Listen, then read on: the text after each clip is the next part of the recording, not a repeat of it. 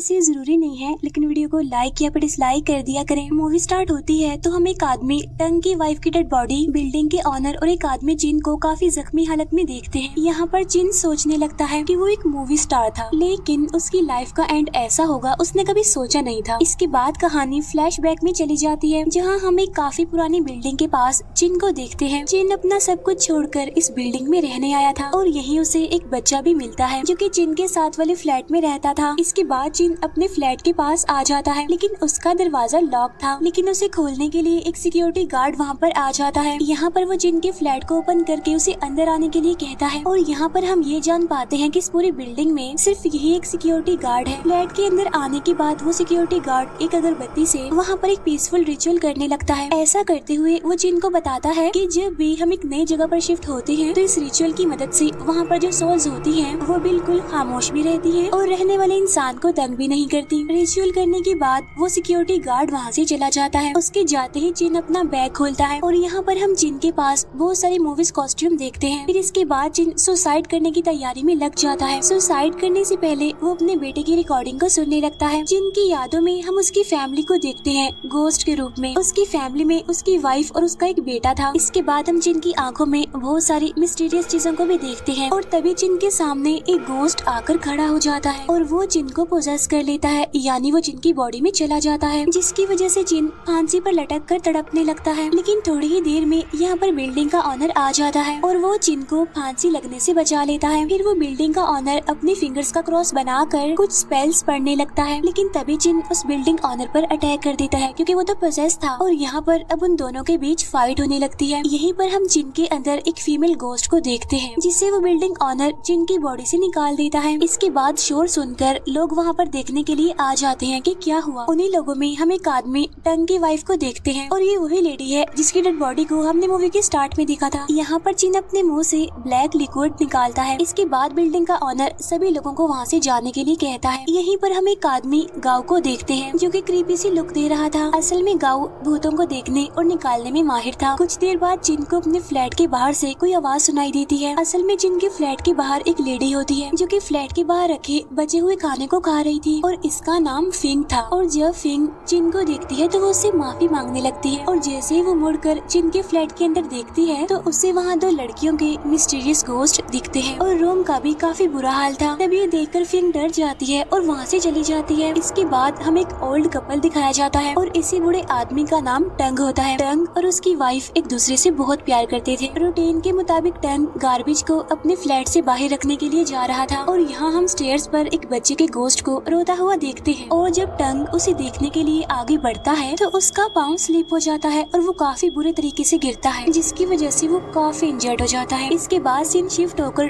टंग की वाइफ के ड्रीम पर आता है, जहाँ पर टंग अपनी वाइफ को आकर कहता है कि मेरा वेट करना, मैं जल्दी वापस लौटकर आ जाऊंगा। इसके बाद हम देखते हैं कि टंग मर चुका है और उसकी डेड बॉडी की हालत काफी खराब है। इसके बाद टंग की वाइफ गाँव को मिलने जाती है। गाँव यानी वही जो ब्लैक मैजिक करने का माहिर था। यहाँ पर टंग की वाइफ गाँव से कुछ पर्सनल बातें करती है। इसके बाद टंग की वाइफ को रास्ते में सिक्योरिटी गार्ड मिल जाता है और वो टंग की वाइफ से उसका और टंग का हालचाल पूछता है। इसके बाद वो चुपचाप वहाँ से चला जाता है। फिर सीढ़ियों पर सिक्योरिटी गार्ड को टंग का टूटा हुआ सोने का दांत मिलता है। इसके बाद वो बच्चा जिन के फ्लैट में अपनी ड्राइंग बुक चेयर पर रखकर बालकनी में छुप जाता है और जिन के आते ही वो बच्चा उसकी ग्लासेस लगाकर वहाँ से चला जाता है। इसके बाद जिन उसकी ड्राइंग बुक को चेक करने लगता है जिसमें अजीब तरह की ड्राइंग थी। इसके बाद हम टंग की वाइफ को देखते हैं जिसने टंग की डेड बॉडी को दफनाया नहीं था बल्कि उसे मिट्टी में स्टोर करके रखा हुआ था।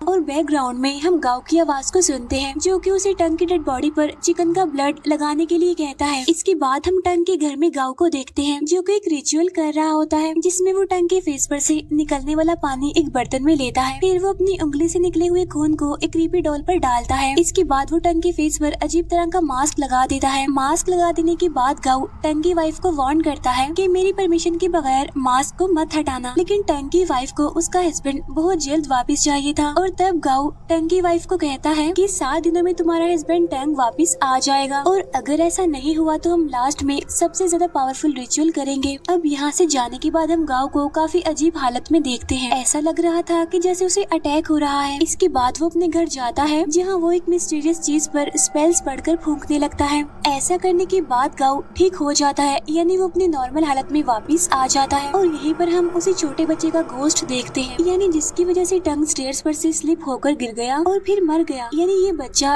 टंग के मरने का रीजन बना। इसके बाद हमें पता चलता है कि वो छोटा बच्चा फिंग का है। फिंग यानी वही लेडी जो जिन के फ्लैट के बाहर बैठी हुई थी। इसके बाद जिन उसी लेडी फिंग और उसके बेटे का पीछा करने लगता है, जहाँ पर उसे सिक्योरिटी गार्ड मिलता है और यहीं पर जिन के फ्लैट की स्टोरी सामने आती है, यानी वहाँ पर कौन से गोस्ट है और वो क्यों है। यहाँ पर हम देखते हैं कि फिंग अपने हस्बैंड और अपने बेटे के साथ उसी फ्लैट में रहती थी जहाँ अब जिन रहता है। और यही फिंग का हस्बैंड 2 ट्विन सिस्टर्स को ट्यूशन देता था। फिर एक दिन फिंग के हस्बैंड ने ट्विन सिस्टर्स में से एक के साथ मिसबिहेव किया, जहाँ दूसरी बहन ने आकर उस पर अटैक कर दिया, जिसमें फिंग का हस्बैंड और एक बहन मारी गई। तब अपनी बहन को मरा हुआ देखकर दूसरी बहन काफी दुखी हो जाती है, इसीलिए वो भी फांसी लगाकर सुसाइड कर लेती है। इसका मतलब ये है कि फिंग ने जिनके फ्लैट में जिन 2 लड़कियों के गोश्त को देखा था वो असल में इन दोनों बहनों के ही गोश्त थे। ये स्टोरी सुनकर जिन को फिंग और उसके बेटे पर तरस आने लगता है, इसीलिए वो फिंग की हेल्प करने का डिसाइड करता है। इसके बाद हम टंग की वाइफ को देखते हैं जो कि अपने हस्बैंड से बात कर रही होती है और यहाँ पर वो अपने हस्बैंड टंग को जल्दी वापस आने के लिए कहती है और यहीं पर टंग एक क्रीपी लुक देता है। इसके बाद हम जिन और बिल्डिंग के ऑनर को देखते हैं। यहाँ पर जिन बिल्डिंग ऑनर से हेल्प मांगता है ताकि वो अपने फ्लैट से ट्विन सिस्टर्स के गोश्त को निकाल कर फिंग और उसके बेटे को एक घर दे सके, लेकिन बिल्डिंग ऑनर उसकी बात को इग्नोर कर देता है। इसके बाद हम उस ऑनर के फैमिली बैकग्राउंड को देखते हैं, जहाँ उसकी फैमिली भी गोस्ट और वेम्पायर हंटर थी और यही हम एक आर्टिफैक्ट को देखते हैं जो कि बिल्डिंग ऑनर की हेल्प करता है गोस्ट और वेम्पायर्स को पकड़ने में। इसके बाद जिन अपने फ्लैट में वापस आ जाता है और यहाँ पर गाओ जिन पर खून डालकर रिचुअल करने लगता है, जिसमें ट्विन सिस्टर्स जिन को पोजेस कर लेती हैं, यानी उसकी बॉडी में आ जाती हैं और यहीं पर उनमें फाइट होने लगती है, जहाँ गाओ उसे कंट्रोल करने की काफी कोशिश करता है, लेकिन ट्विन सिस्टर्स के गोश्त उसी पर भारी पड़ने लगते हैं। और तभी यहाँ पर वो ऑनर भी आ जाता है जो कि गाओ के साथ मिलकर जिनकी बॉडी से ट्विन सिस्टर्स के गोश्त को बाहर निकाल देता है। इसके बाद वो दोनों मिलकर दोनों बहनों के गोश्त को एक कबर्ड में बंद कर देते हैं। ये सारी सिचुएशन नॉर्मल होने के बाद गाओ बिल्डिंग ऑनर को थैंक्स कहता है, लेकिन वो ऑनर गाओ को कहता है कि टाइम वेस्ट मत करो, जल्दी से इन्हें ठिकाने लगाओ। इसके बाद जिन भी खुद को संभालते हुए नॉर्मल होने लगता है। इसके बाद वो अपने घर को रिपेयर करता है और वो फिंग और उसके बेटे को अपने साथ रख लेता है। अब आहिस्ता आहिस्ता वो तीनों आपस में एक दूसरे के साथ घुलने मिलने लगते हैं। इसके बाद हम बिल्डिंग ऑनर और सिक्योरिटी गार्ड को देखते हैं और यहाँ पर सिक्योरिटी गार्ड ऑनर को रिवील करता है कि मुझे फिंग ने बताया है कि टंग को किसी ने मार दिया है और उसकी मौत का रीजन एक छोटे बच्चे का गोश्त है। जिस पर बिल्डिंग ऑनर उसे समझाने की कोशिश करता है कि बच्चों के गोश्त यहाँ पर नहीं है और ना ही टंग मरा होगा। तब सिक्योरिटी गार्ड उसे टंग का टूटा हुआ सोने का वो दांत दिखाता है, यानी वही जो उसे स्टेयर्स पर से मिला था। तब ये देखकर बिल्डिंग ऑनर उसे इन्वेस्टिगेशन करने के लिए गाँव के घर भेजता है, क्योंकि उस बिल्डिंग में वही एक इकलौता था जो ब्लैक मैजिक करना जानता था।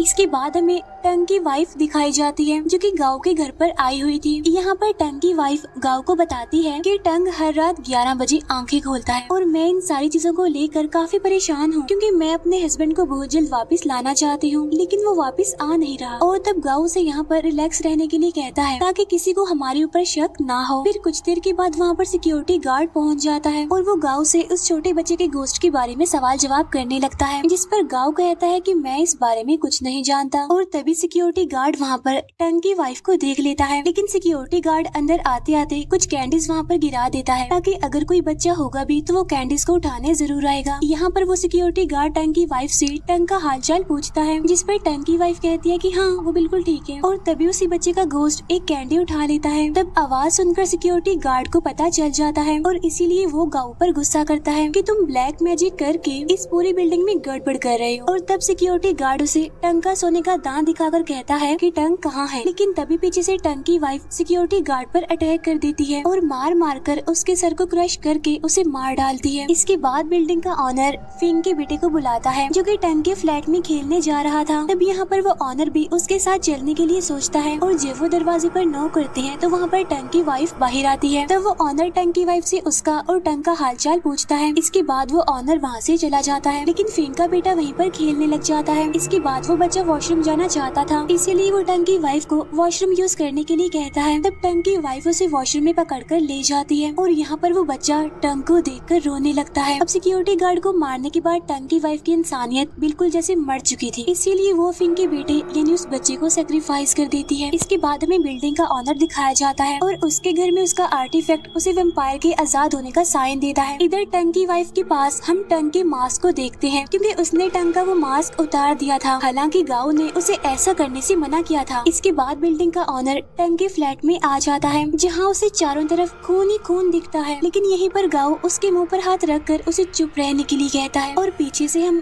टंग को बाहर की तरफ भागते हुए देखते हैं। अब यहाँ पर गाओ सब कुछ रिवील कर देता है और यहाँ पर हमें पता चलता है कि गाओ कैंसर की आखिरी स्टेज पर था और उसे इस तकलीफ को दूर करने के लिए अनबॉर्न बच्चों की राख से बनी सिगरेट की जरूरत पड़ती थी। अब यहाँ पर टंग और ट्विन सिस्टर्स के बारे में सब कुछ रिवील होता है। यहाँ पर गाओ ट्विन सिस्टर्स को टंग की बॉडी में यूज करके उसे एक पावरफुल वेम्पायर और घोस्ट बनाना चाहता था, जिसके बाद वो रिचुअल करके अपने कैंसर को बिल्कुल खत्म कर देगा और अगर ऐसा हो गया तो वो पावरफुल और इमॉर्टल भी हो जाएगा, यानी वो कभी भी नहीं मर सकेगा। लेकिन जब गाओ टंग को ले जा रहा था तो उस टाइम वो जिंदा था, लेकिन खुदगर्ज गाओ ने अपनी जिंदगी बचाने के लिए टंग को मार दिया, लेकिन उसे ऐसा करते हुए फिंग ने देख लिया था। लेकिन उसे डर था कि अगर उसने ये बात सबको बता दी तो कहीं गाओ उसके बेटे को मार ना दे, इसीलिए उसने गाओ की रियलिटी किसी को नहीं बताई, सबसे छुपा कर रखी। लेकिन उसने उस छोटे बच्चे के घोस्ट के बारे में जिन को बताया था, क्योंकि उस बच्चे के घोस्ट की वजह से ऑटोमेटिकली सारा शक गाओ पर ही आने वाला था। इसके बाद गाओ की भी मौत हो जाती है। इसके बाद बिल्डिंग ऑनर वॉशरूम की तरफ बढ़ता है, जहाँ उसे फिंग के बेटे यानी उस छोटे बच्चे के बाल और बहुत सारा खून पड़ा हुआ मिलता है। इसके बाद हम फिंग को देखते हैं जो कि अपने बेटे को ढूंढ रही होती है, लेकिन बाय मिस्टेक वो ट्विन सिस्टर्स के घोस्ट को अलमारी में से आजाद कर देती है। फिर बिल्डिंग ऑनर जिनके पास जाकर उसे टंग के बारे में सारी बात बता देता है और वो उसे कहता है कि फिंग की जान भी खतरे में है, इसीलिए अब तुम उसे ढूंढकर बचा लो। उधर हम देखते हैं कि फिंग से मिलने के लिए उसके बेटे का घोस्ट आता है, जिसे देखकर फिंग काफी दुखी हो जाती है और काफी टूट जाती है और फिंग गुस्से में आकर इतनी ज्यादा पागल हो जाती है कि वो अपने हाथ ही काट लेती है ताकि खून को स्मेल करके टंग उसके पास आ सके। और खून को स्मेल करके जब टंग उसके सामने आता है तो फिंग उसे मारने की कोशिश करती है, लेकिन टंग उल्टा उसी पर अटैक कर देता है। यहाँ वो फिंग पर भारी पड़ रहा था और उसे बेरहमी से मारने लगता है और फिर देखते ही देखते लास्ट में टंग फिंग को मार ही डालता है।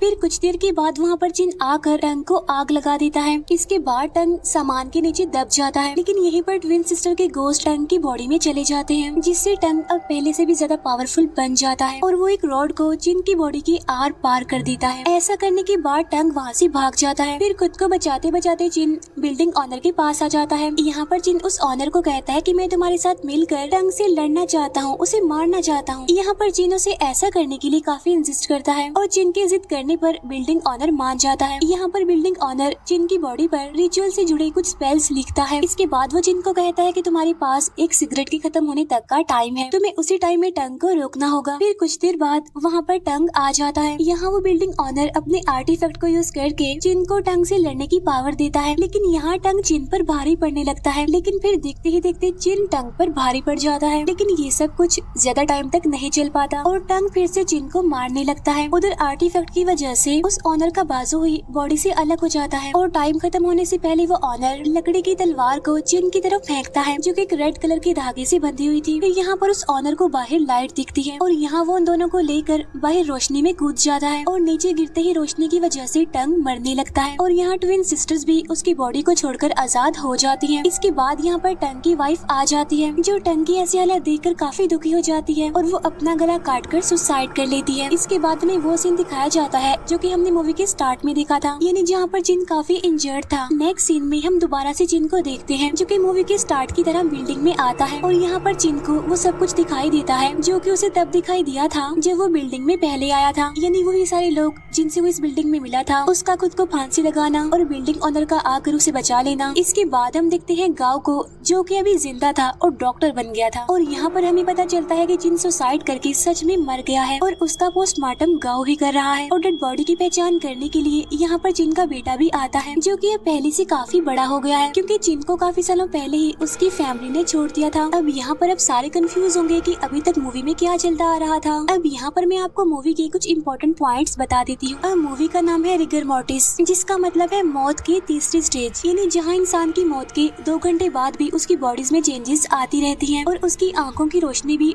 2 घंटे तक काम करती रहती है। अब जो पूरी मूवी की स्टोरी हमने देखी है वो सिर्फ जिन के दिमाग की तरफ से बनाई गई एक कहानी थी, और जिन लोगों को उसने फ्लैट में जाते हुए देखा था, इन्हें जिनसे वो बिल्डिंग में भी मिला था, उन सब कैरेक्टर्स को मिलाकर उसके दिमाग ने एक कहानी बना दी। इसकी एग्जाम्पल आप ऐसे ले लें कि जो कुछ हम सारा दिन सोचते हैं हमें उसी से रिलेटेड ड्रीम्स आते हैं, और मूवी में जिन के साथ भी बिल्कुल ऐसा ही हुआ है, क्योंकि उसके केस में तो वो मर चुका था और वो पूरी स्टोरी उसके दिमाग ने बनाई थी। और यहीं पर ये मूवी दी एंड हो जाती है। Thank you for watching.